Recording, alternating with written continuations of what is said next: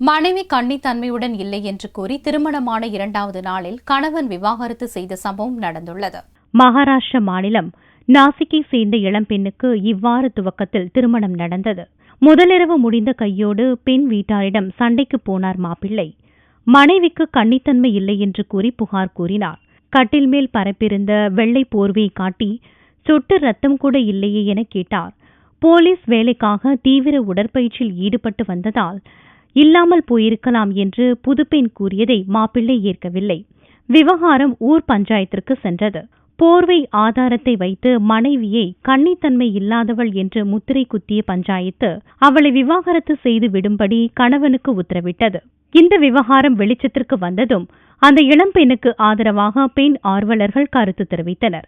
இதுகுறித்து டெல்லி மகளிர் கமிஷன் முன்னாள் தலைவர் பர்காஸ் சிங் கூறுகையில், இது அந்த பெண்ணுக்கு இழைக்கப்பட்ட மிகப்பெரிய வன்கொடுமை என்றார். கன்னித்தன்மை சோதனையில் தோற்றுவிட்டாள் என்பதற்காக அந்த பெண்ணை நடத்தி கெட்டவள் என எப்படி கூற முடியும் என கேட்ட பர்காஸ் சிங், கணவர் மீதும் கட்ட பஞ்சாயத்தார் மீதும் கடும் நடவடிக்கை எடுக்க வேண்டும் என வலியுறுத்தினார். இந்த காலத்தில் பெண்கள் உடற்பயிற்சி, டிரைவிங், சைக்கிளில் ஈடுபடுகின்றனர். கன்னித்தன்மை சோதனையில் பெண் தோற்றாள் என்பதற்காக அவள் யாருடனோ உறவு கொண்டாள் என்றோ நடத்தை கெட்டவள் என்றோ அர்த்தமில்லை.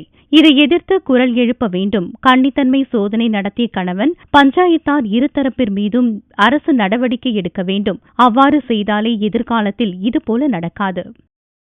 आजकल देखिए लड़कियां एक्सरसाइजेस करती हैं, ड्राइविंग करती हैं, साइकिलिंग करती हैं, तो अगर वर्जिनिटी टेस्ट में कोई लड़की मान लो फेल भी होती है, इट डजंट मीन कि दैट वो उसका किसी और से रिश्ता है या कोई वो गलत तरीके की लड़की है. तो मैं समझती हूँ इस बात को बहुत जोर शोर से लोगों को उठाना चाहिए और इस आदमी के खिलाफ और जिसने ये वर्जिनिटी टेस्ट किया है उन दोनों के खिलाफ प्रशासन को सख्त कार्रवाई करनी चाहिए और इनको सजा होनी चाहिए, ताकि आइंदा दोबारा ये जो नया एक आज एक बात आई है हमारे समाज में, दोबारा ये ना होने चाहिए.